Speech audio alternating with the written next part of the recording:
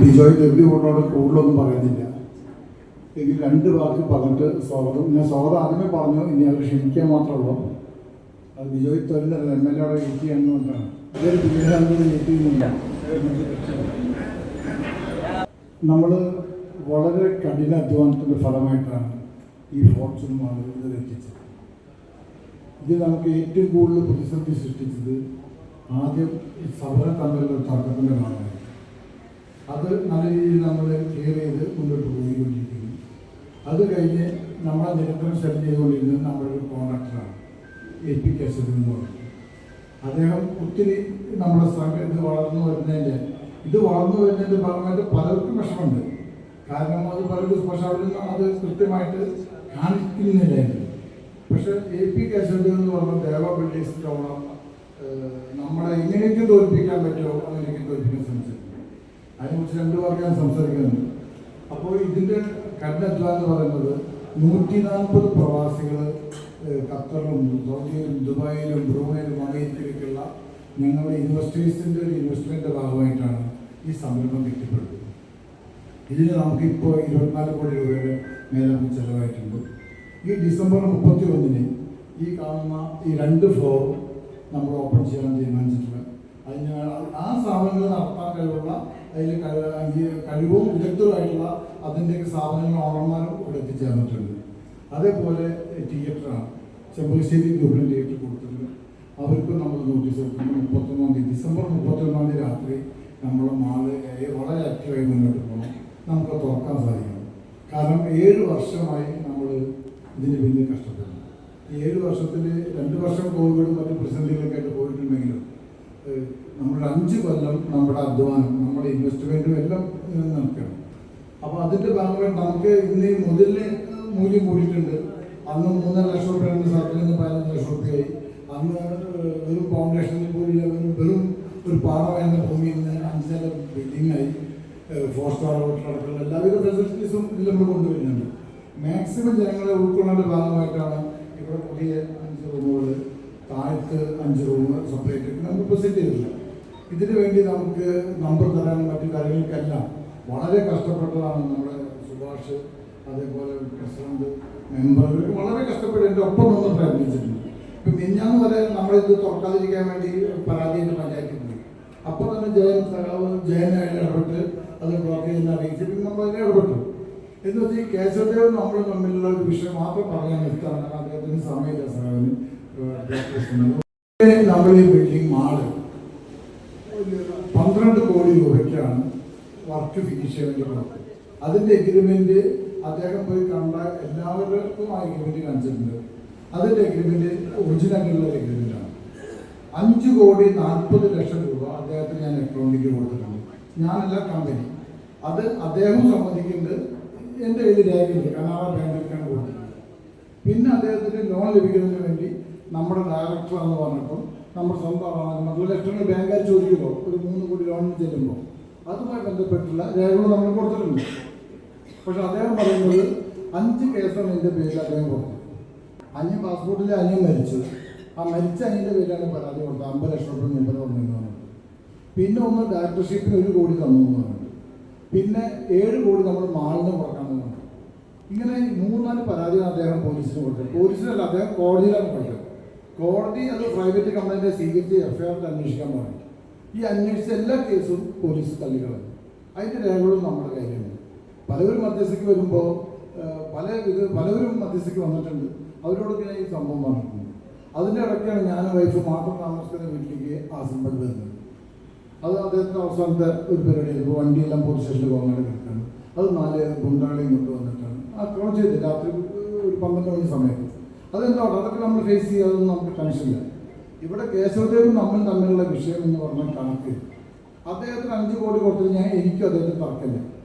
അന്നത്തെ ബഹുമാനപ്പെട്ട സിവിൽ കോടതി പറഞ്ഞത് കമ്മീഷനെ വയ്ക്കാൻ വേണ്ടി 7 ദിവസം ഇത് മാറി നിർത്തിവെക്കണം പ്രവർത്തനം. അന്ന് 7 ദിവസം നിർത്തിവെച്ചുകൊണ്ടാണ് സഹാക്കളൊക്കെ പ്രത്യേകം ശ്രദ്ധിക്കണം, നിങ്ങളൊക്കെ എനിക്ക് വേണ്ടി സപ്പോർട്ട് ചെയ്യുന്നത്. നമ്മൾ 7 ദിവസം ഈ വർക്ക് നിർത്തിവെച്ചിട്ടാണ് നമ്മൾ ഈ വർക്ക് കോടതി കമ്മീഷനെ വെച്ചു. ഞാനും ഒരു കമ്മീഷൻ്റെ പേരിൽ കൊടുത്തു, കോടതി ഒരു കമ്മീഷൻ്റെ കേസരി ഒരു കമ്മീഷൻ്റെ പേരിൽ കൊടുത്തു. ഈ 2 പാനലിന് 2 പാനലും വേണമെന്നാണ് കോടതി കമ്മീഷനെ വെച്ചു. ആ കമ്മീഷൻ 7 ദിവസം കൂടെ ഒന്ന് പരിശോധിച്ച് ഇതിന് വിലയിരുത്തി കമ്മീഷൻ റിപ്പോർട്ട് കോടതിയിലുണ്ട്. ആദ്യത്തെ കേസ് അവർ തള്ളി, ആദ്യം കൊടുത്ത കേസ് തള്ളി. ആ തള്ളി കഴിഞ്ഞതിന് ശേഷം പിന്നീട് വീണ്ടും 20 ലക്ഷം റുപ്യ കെട്ടിവെച്ചിട്ടാണ് അദ്ദേഹം വീണ്ടും കേസ് നമുക്ക് എതിരെ നമ്മുടെ സ്ഥാപനത്തിൻ്റെ കേസിൽ പോയത്. അതിന് മുമ്പ് തന്നെ ഞാൻ അദ്ദേഹത്തിന് മെയിൽ അയച്ചു കമ്പനിയിൽ നിന്ന്, നിങ്ങളുടെ വർക്കുകൾ ശരിയല്ല. കാരണം നമ്മളിതിൽ ഇരിക്കുന്നതിൽ പലരും സിവിൽ എഞ്ചിനീയർമാരും വിദഗ്ധവും നമ്മുടെ സ്ഥാപനത്തിലുണ്ട്. ഇതിൻ്റെ വർക്ക് കണ്ടപ്പോൾ തന്നെ അവർ പറഞ്ഞു, നിങ്ങളിതിൻ്റെ ഇതിൻ്റെ അടിയിൽ പോയി നോക്കണം. ഇപ്പം തന്നെ ഈ കോളത്തിലാണ് കാണുന്ന കോളം 2 നമ്മൾ താഴ്ത്തുനിന്ന് കൊണ്ടുപോകുന്നതാണ് സ്ട്രക്ചറിങ് കൊടുത്തിട്ട് 2 കോടി രൂപയാണ് നമുക്ക് ചിലവായി ഇതിൻ്റെ സ്ട്രക്ചർ നിർത്താൻ. കാരണം സ്ട്രക്ചർ ഡിസൈൻ ഇല്ലാതെയാണ് ഇതിൻ്റെ ഡിസൈൻ ടൗൺ പ്ലാനിൽ സബ്മിറ്റ് ചെയ്തത്. ഇത് ടൗൺ പ്ലാനർ ഗോപി സാർ പറയുമ്പോഴാണ് ഞാൻ അറിയുന്നത് ഇതിന് ഇങ്ങനെ സംഭവം ഉണ്ട്, ഇങ്ങനെ ഡിസൈൻ കൊടുക്കണം, ഇങ്ങനെയൊക്കെ കാര്യങ്ങൾ നമുക്കറിയില്ലായിരുന്നു. കാരണം കോൺട്രാക്ടർമാർ വരുന്നുണ്ട്. അപ്പം അങ്ങനെയുള്ള ഒരു സംവിധാനമാണ് കേസ് ആദ്യം ഫയൽ ചെയ്തത്. ഈ ഫയല് റിജക്റ്റായി. പിന്നീട് നമ്മൾ ഇടപെട്ടുകൊണ്ടും നമുക്ക് ഇടപെട്ടുകൊണ്ടും നമ്മൾക്ക് വേണ്ടപ്പെട്ട ഒരു എഞ്ചിനീയർ ഇത് വരച്ചു തരാണ് സ്ട്രക്ചർ ഡിസൈൻ. എന്നിട്ട് അത് വരച്ച് തന്നിട്ട് അതിൽ അവർ പറഞ്ഞ പ്രോബ്ലങ്ങളെല്ലാം തീർത്ത ഷംസീർക്ക് പേരിലിരിക്കുന്നുണ്ട് എഞ്ചിനീയർ.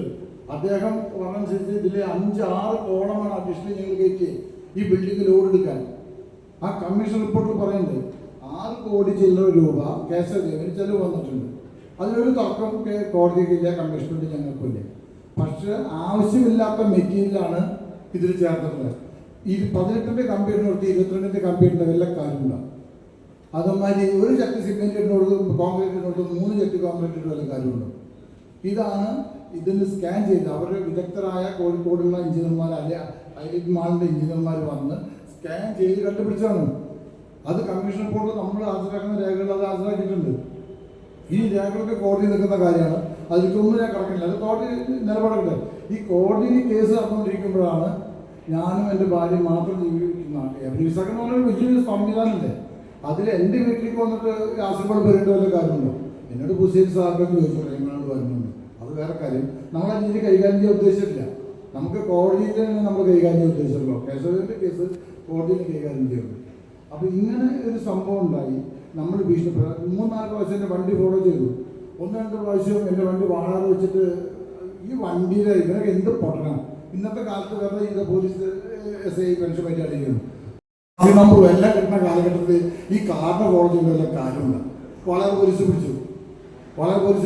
അതെല്ലാം വെച്ചിട്ടാണ് ഞാൻ ഹൈക്കോടതിയിൽ പോയി. ഹൈക്കോടതി എന്ത് ചെയ്തു? എനിക്ക് പോലീസ് പ്രൊട്ടക്ഷൻ തന്നു. അത് അവൻ അറിഞ്ഞിട്ടുണ്ടായിരുന്നില്ല. എനിക്ക് പോലീസ് പ്രൊട്ടക്ഷൻ ഉണ്ട്. കസബ ലിമിറ്റിലും ഗോമാണും പാലക്കാട് ജില്ലയിൽ പോലീസ് പ്രൊട്ടക്ഷൻ വന്നു. എന്നിട്ട് അതുപോലും ഞാൻ ഇതൊന്നും എൻ്റെ ഒരു വൈരാഗ്യത്തിൻ്റെ ഭാഗമായിട്ട് പറഞ്ഞതല്ല. കേശവ് ദേവ് അങ്ങനെ പൈസ മുടക്കി കേസ് ജയിക്കാൻ ഏറ്റവും എളുപ്പം ഞാൻ ഇന്ന് മിഞ്ഞാന്ന് കുറച്ച് പ്രധാനപ്പെട്ട ഒരു അന്വേഷണത്തെ വിളിച്ചുകൊണ്ട് പ്രധാനപ്പെട്ട 4-5 കോൺഗ്രസ് നേതാക്കന്മാർ വന്നു. അതിന് മുമ്പ് കേശവ് ദേവ് ബഹുമാനപ്പെട്ട MP പല നേതാക്കന്മാരും കാണാൻ പോയി. അവരൊന്നും മൈൻഡ് ചെയ്തില്ല. അന്ന് കേശവ് ദേവ് വന്നിട്ട് ഈ പ്രധാനപ്പെട്ട നേതാക്കന്മാരെ കാണാൻ പോയപ്പോൾ അവരെന്നോട് സംസാരിക്കാൻ വന്നു. അവർക്ക് ഞാൻ ഇതെല്ലാം മിഞ്ഞാന്ന് കാണിച്ചു കൊടുത്തു. ഉദ്ഘാടനത്തിന് മുമ്പ് അവർ 2 മനസ്സാക്കി ഫോട്ടോ ചെയ്തു. ഇതെല്ലാം കാണിച്ചു കൊടുത്തു. ഞാൻ അവരുടെ ഒറ്റ ചോദ്യം ചോദിച്ചോളൂ. 12 കോടി രൂപ കേശവന് കൊടുക്കുന്ന കാലത്ത് നമുക്ക് തർക്കമില്ല. ഈ 12 കോടി 5 കോടി 40 ലക്ഷം കഴിച്ചാൽ ബാക്കി 7 കോടി കേശവദേവ് ചെലവാക്കിയിട്ടുണ്ടല്ലോ. ഈ 7 കോടി രൂപയ്ക്ക് ഇവിടെ പർച്ചേസ് ചെയ്താണല്ലോ, ഇവിടെ സാധനങ്ങൾ വാങ്ങിയതാണല്ലോ. അതിൻ്റെ GST ബില്ല് കോടതി കൊടുത്താൽ പോരെ? കേസിൽ കേശവദേവ് ജയിച്ചല്ലോ. ഇവിടെ 7 കോടി രൂപ കേശവദേവ് നഷ്ടം വന്നു അവൻ ചെലവാക്കിയെന്ന് പറഞ്ഞു ഈ മാളിന് വേണ്ടിയിട്ട്. അങ്ങനെയാണെങ്കിൽ AP കേശവദേവ് ദേവപീഠേഴ്സിന് ഓണം എന്ത് ചെയ്യണം? എൻ്റെ വീട്ടിലേക്ക് പടക്കം എറിയല്ലേ ചെയ്യേണ്ടത്. അദ്ദേഹം ഈ 7 കോടിക്ക് ഇവിടെ മാളിലേക്ക് എന്തെല്ലാം വാങ്ങി എന്നുള്ളത് ആ GST ബില്ലാണ് പുറത്താൽ കോടതി കേസ് ജയിച്ചില്ലേ? ഈ വിഷയം അവിടെ തീർന്നില്ലേ? അപ്പോൾ അതിൻ്റെ പകരം മുമ്പെൻ്റെ വീട്ടിലേക്ക് പടക്കാണ് തരുന്നത്. അതേപോലെ GST ബില്ലിൻ്റെ കാര്യം പോട്ടെ, GST വിടുക. നമ്മൾക്ക് 2 കോടി ചില്ലറ രൂപ GST റിട്ടേൺ കിട്ടാനുള്ളവരാണ്. ബില്ല് നമ്മുടെ കമ്പനി സൂക്ഷിച്ചിട്ടുണ്ട്. ഇവിടെ മൊത്തം ചിലവാക്കിയത് നമുക്ക് GST റിട്ടേൺ കിട്ടണം. ഇത് റണ്ണിങ് ആയാലേ GST കിട്ടുള്ളൂ. അപ്പോൾ അങ്ങനെയുള്ള ഒരു സ്ഥാപനത്തിനെതിരാണ് ഈ പറയുന്നത്. അപ്പോൾ അതൊരു എന്തും പറയാം എന്നുള്ള പ്രചരണമാണ്. അപ്പോൾ ആ പ്രചരണത്തിൻ്റെ ഭാഗമായിട്ടാണ് മിഞ്ഞാന്ന് പഞ്ചായത്തിൽ പോയിട്ടൊന്നും നടക്കാൻ പോയില്ല. എങ്കിലും ഇതിൻ്റെ സത്യസന്ധമായ കാര്യങ്ങൾ ഇങ്ങനെയാണ്. കേശവദേവിനെ സംബന്ധിച്ചോളം നമ്മൾ നോട്ടീസ് കൊടുത്തും കവിയേറ്റ് ഫയൽ ചെയ്തും കറക്റ്റ് തീരുമാനങ്ങൾ എടുത്തിട്ടാണ് കോടതി ത്രൂവാണ് അദ്ദേഹത്തെ പുറത്താക്കിയത്. എല്ലാ പത്രങ്ങളിലും കൊടുത്തു, ഇംഗ്ലീഷ് പത്രങ്ങളിലും മലയാള പത്രങ്ങളിലും എല്ലാറ്റിലും കൊടുത്തിട്ടാണ് അദ്ദേഹത്തെ പുറത്താക്കി. അതെല്ലാം നമ്മളെല്ലാവർക്കും അയച്ചു തന്നെ നമ്മുടെ ഗ്രൂപ്പുള്ളത് അറിയാം. നമ്മൾ രഹസ്യമായിട്ട് പുറത്താക്കിയതല്ല. എന്നിട്ടും നമ്മൾ അവൻ്റെ എല്ലാ മെറ്റീരിയൽ സാധനങ്ങൾ പിടിയിരിക്കുന്നത് എല്ലാ സാധനങ്ങളും നമ്മൾ തിരിച്ചു കൊടുത്തു. അത് നമ്മുടെ സംസ്കാരത്തിൻ്റെ ഭാഗമാണ്. അപ്പോൾ വേറൊരു സബ് കോൺട്രാക്ടർ നമ്മളറിയാതെ വിട്ടു. അവരുടെ സാധനങ്ങളൊക്കെ അവിടെ പിടിച്ചു വെച്ചിട്ടുണ്ട്. അത് മെഷീനും കുറേ ഇത് കാണാം, അതൊക്കെ ഇവിടെ പിടിച്ചു വെച്ച് തന്നെയാണ്. കാരണം അത് നമ്മളെ ചതിക്കാൻ വേണ്ടി അവൻ വേറെ ആളെ പേര് വിട്ടതാണ്. എന്ന് വെച്ചാൽ ഞാൻ ഇതിൻ്റെ ഒരു ചെറിയൊരു സാഹചര്യമാണ്. ഇതല്ലാതെ ഇന്ന് വരെ ഈ സ്ഥാപനത്തിന് ഒരു സ്റ്റേയോ ഒരു അറ്റാച്ച്മെൻറ്റോ ഒരു സ്റ്റോക്ക് മെമ്മോ ഒന്നും ഇതുവരെ ലഭിച്ചിട്ടില്ല. നമ്മുടെ ഇൻവെസ്റ്റേഴ്സിന് അടുത്ത് പൈസ കിട്ടിയിട്ട് നമുക്ക് കടലാതെ പണ്ട മുതലാണ്. നമ്മുടെ ഇൻവെസ്റ്റേഴ്സിന് ഡോക്ടർമാർക്ക് അറിയില്ല ഇതിന് മുകളിൽ ഒരു ഉറുപ്പ്യ കടല്ല. നമ്മൾ കുറച്ച് കോൺട്രാക്ടർമാർക്ക് വേണമെങ്കിൽ കുറച്ച് പൈസകൾ ഈ പണിയുടെ ഭാഗമായിട്ട് കൊടുക്കാണ്ടാവും. അത് മാക്സിമം 1 കോടി താഴെ. അത് ഈ വർക്ക് തീരാളതുകൊണ്ട്. അതല്ലാതെ ഇതിൻ്റെ മുകളിൽ 100 പൈസ ഒരു ലോണോ ഒരു കടോ ഈ കാണുന്ന ഒരു സംവിധാനത്തിലും ഇല്ല. അങ്ങനെ മാളൊരാൾ അപ്പുറത്ത് ഫണ്ട് കാണിക്കട്ടെ, ഈ 30 കോടി പബ്ലിക് ഇൻവെസ്റ്റ്മെന്റ് കൊണ്ടുവന്നിട്ട് ഫണ്ട് കാണിക്കട്ടെ. അവിടെയാണ് നമ്മുടെ കഠിനാധ്വാനത്തിന്റെ ഫലം. അത് ഇൻവെസ്റ്റേഴ്സിന്റെ പിന്തുണയുണ്ട്, ഡയറക്ടർമാരുടെ പിന്തുണയുണ്ട്. ഈ പിന്തുണ കൊണ്ടാണ് നമ്മളിവിടെ എത്തിയത്. അതല്ലാതെ ഞാൻ സത്യസന്ധമായിട്ട് പറയുന്നു, ഒരു അനാവശ്യ പൈസയോ ഒരു തെറ്റായ പൈസയോ ഒരു മോശപ്പെട്ട പൈസയോ ഒന്നും ഈ മാളിലില്ല. ഈ മാളിൻ്റെ ആവശ്യം വന്നിട്ടില്ല. ഇപ്പം ഇത് ഫിനിഷ് ചെയ്യാൻ വേണ്ടി 40 ലക്ഷം ഷോപ്പ് ആവശ്യം വന്നു. നമ്മുടെ ഇൻവെസ്റ്റർമാർ അയച്ചു തന്നത്, ഇൻവെസ്റ്റർമാർക്ക് വിളിച്ചു എത്ര അയച്ചു തരാം, അവർ അയച്ചു തന്നു. അതൊരു വിശ്വാസമാണ്. അത് യൂട്യൂബിൽ 2 മെസ്സേജ് ആർക്കെങ്കിലും അയച്ചതുകൊണ്ടോ 2 പോസ്റ്റ് ചെയ്തുകൊണ്ടൊന്നും ആ വിശ്വാസം നഷ്ടപ്പെടാമെന്നില്ല. കാരണം ഞാൻ തെറ്റ് ചെയ്താലേ ഞാൻ ഭയപ്പെടുന്നു. ഞാൻ തെറ്റ് ചെയ്യുന്നില്ല, ചെയ്തിട്ടില്ല എനിക്ക് വിശ്വാസമുണ്ട്. അപ്പോൾ എല്ലാവരും പൂർണ്ണമായ പിന്തുണയും ഇതിന് വേണം. നമ്മൾ കേസുമായിട്ട് മാത്രമേ കേസുകളും അത് വേറെ വിഷയമൊന്നുമില്ല, കോടതി നടക്കട്ടെ, അദ്ദേഹം തെളിയിക്കട്ടെ, അദ്ദേഹത്തിൻ്റെ ഭാഗം അത് ആ രീതിയിൽ മുന്നോട്ട് പോകട്ടെ. നമ്മൾ തെറ്റുകാരാണെങ്കിൽ നമ്മളെ കോടതിയിൽ അത് ഫേസ് ചെയ്യാൻ തയ്യാറെങ്കിൽ നമ്മൾ കോടതിയിൽ പോകണം. വേറെ ഈ മാളിനെ സംബന്ധിച്ചോളം ആൾക്കാർ പറഞ്ഞുണ്ടാക്കുന്ന രീതിയിലുള്ള തെറ്റായ ഒരു വിഷയങ്ങളിലില്ല. നമുക്ക് 9 നമ്പർ ഇട്ടുന്നുണ്ട്, 4 ലക്ഷത്തിൽ ചില രൂപ നമ്മൾ അടച്ചിട്ടുണ്ട്. കൂടുതൽ സംസാരിക്കുന്നതിൻ്റെ നെൽത്തണ്ടിരിക്കണേ. അപ്പോൾ അത് വേറെ പ്രശ്നങ്ങളാവുകൊണ്ട് ഞാൻ നിർത്തുന്നു. ഇങ്ങനെ കുറേ കാര്യങ്ങൾ ഇതിൻ്റെ പേരിലുണ്ട്. അപ്പോൾ നിങ്ങൾക്ക് ആർക്കും ഇൻവെസ്റ്റേഴ്സ് കാണുമ്പോൾ ഭൂരിപക്ഷമല്ല, എന്ത് കാര്യങ്ങളും ഒറ്റ വാട്സപ്പിൽ മെസ്സേജ് എനിക്കോ റിസീവ് അയച്ചാൽ ഉടനെ നിങ്ങളുടെ ഫോണിലേക്ക് മെസ്സേജ് മറുപടി വരും, രേഖ സഹിതം. അത് നല്ല ധൈര്യമുള്ളത് തന്നെയാണ് നമ്മളിത് മുന്നോട്ട് കൊണ്ടുപോകുന്നത്. വിവരില്ലായ്മ എന്ന് മാത്രമേ പറയാം, എന്നെ അറിയുന്നവരെ അത് ചെയ്യാൻ സാധ്യതയില്ല. അവൻ്റെ വിവരില്ലായ്മ എന്ന് മാത്രമേ പറയുമ്പോൾ എൻ്റെ വാക്കുകൾ ഞാൻ നിർത്തുന്നു. ഇതിൻ്റെ ഉദ്ഘാടന കർമ്മത്തേക്ക് കിടക്കുകയാണ്. എൻ്റെ ഇപ്പോൾ എൻ്റെ കാര്യങ്ങളെ കൺട്രോൾ ചെയ്യുന്നത് സാജുവാണ്. അപ്പോൾ സാജു അതിൻ്റെ കാര്യങ്ങളെ കൺട്രോൾ ചെയ്യും. ഉദ്ഘാടനം കഴിഞ്ഞ് അപ്പം തന്നെ ബ്ലോക്ക് പ്രസിഡൻറ്റ് പോകണമെന്ന് പറയും. അപ്പോൾ അത് രീതിയിൽ അപ്പോൾ നിങ്ങളെല്ലാവരും എത്തി, വിശ്രാമത്തിലേക്ക് എത്തിയിട്ട് വളരെ സന്തോഷം. നമ്മുടെ കോപ്പറേറ്റീവ് ഓഫീസിൻ്റെ ഉദ്ഘാടനമാണ് ചെയ്യുന്നത്. മാളിൻ്റെ സ്ഥാപനം മാളിൽ തന്നെ തുടങ്ങണം എന്നതാണ് നമ്മുടെ സ്റ്റാൻഡ്. ഇത് കുറേ പേര് ഇവിടെ വരും, ഇവിടെ കഴിഞ്ഞ് അവിടെ വരും, അവിടെ ഡിസ്കഷൻ കഴിഞ്ഞ് ഇങ്ങോട്ട് വരും. അപ്പോൾ അത് വേണ്ട, ഇനി നമ്മളിവിടെ മതി. അതുപോലെ ഞങ്ങൾ ഇൻവെസ്റ്റേഴ്സിന് ഇവിടെ മീറ്റിംഗ് കൂടാനും ഇൻവെസ്റ്റേഴ്സിന് എല്ലാ കാര്യങ്ങളും ചെയ്യാനുള്ള ഒന്നും വേറെയുണ്ട്.